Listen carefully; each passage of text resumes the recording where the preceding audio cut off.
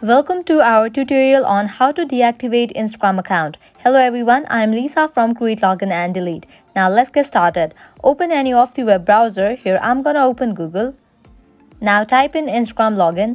Tap on this very first website, login Instagram, open it. You're gonna land to this kind of page. Now you have to log into your Instagram account. So type in phone number, username or email and password of your Instagram account, or also you can continue with Facebook. Tap on login after you are done.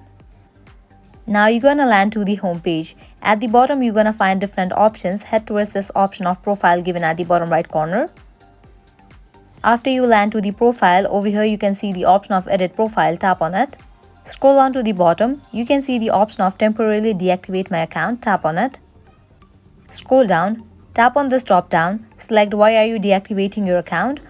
Over here you're gonna find different options. Select this one. This is temporary. I will be back.